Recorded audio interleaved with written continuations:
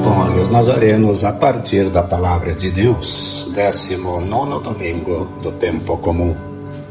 Verdadeiramente tu és o Filho de Deus. Queridos amigos, queridas amigas, uma saudação especial a todos os que nos acompanham nesta reflexão de domingo. Estamos felizes em poder compartilhar um comentário com Óleos Nazarenos neste 19º domingo do tempo comum. Vamos prontamente ouvir o Evangelho de São Mateus. Depois da multiplicação dos pães, Jesus mandou que os discípulos entrassem na barca e seguissem à sua frente, para o outro lado do mar, enquanto ele despediria as multidões. Depois de despedi-las, Jesus subiu ao monte para orar a sós. A noite chegou e Jesus continuava ali sozinho. A barca, porém, já longe da terra, era agitada pelas ondas, pois o vento era contrário. Pelas 3 horas da manhã, Jesus veio até os discípulos, andando sobre o mar. Quando os discípulos o avistaram andando sobre o mar, ficaram apavorados e disseram: "É um fantasma!" e gritaram de medo. Jesus, porém, logo lhes disse: "Coragem, sou eu. Não tenhais medo." Então Pedro lhe disse: "Senhor, se és tu, manda-me ir ao teu encontro, caminhando sobre a água." E Jesus respondeu: "Vem, Pedro." E Pedro desceu da barca e começou a andar sobre a água em direção a Jesus.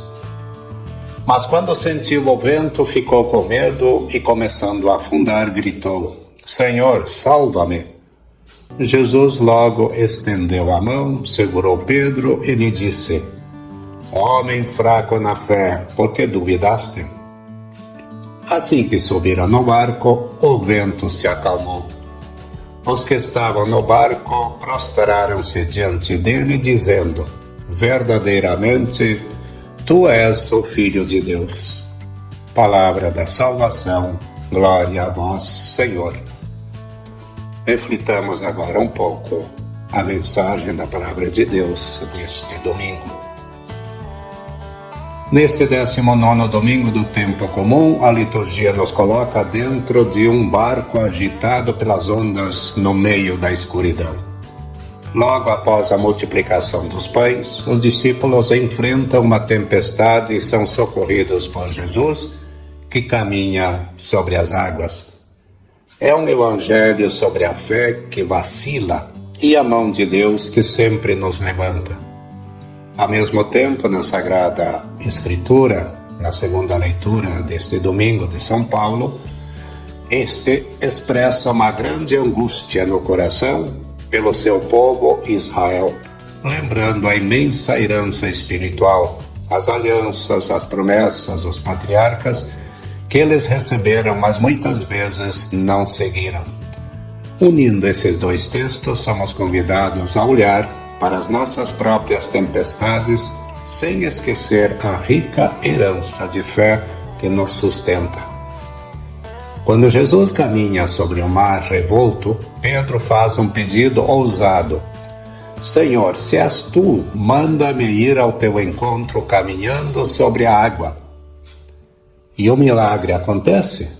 Pedro caminha. Porém, o texto diz que, ao sentir o vento, Pedro teve medo e começou a afundar. A lição é clara. Enquanto Pedro mantinha os olhos fixos em Jesus, ele superava o impossível. Quando ele desviou o olhar de Cristo e focou no tamanho do problema, o vento e as ondas, o desespero o engoliu. As tempestades, as crises, as doenças, conflitos familiares, incertezas profissionais fazem parte da vida. O que determina se vamos caminhar sobre elas ou afundar é a direção do nosso olhar. Se a nossa atenção estiver 100% voltada para as mídias, para o medo e para as fofocas, nós vamos afundar na ansiedade. Precisamos voltar a fixar os olhos em Jesus, que nos diz hoje: "Coragem, sou eu." O seu braço é sempre mais forte do que a nossa tempestade. A Sagrada Família passou por ventos fortíssimos, a falta de lugar na hospedaria, a perseguição de Herodes e a fuga para um país estrangeiro. Mas Maria e José nunca afundaram no desespero, porque os olhos deles estavam fixos no menino Jesus.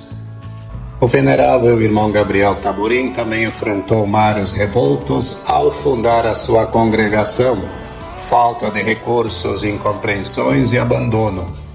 Mas a sua fé inabalável na providência o fez sair do barco e caminhar.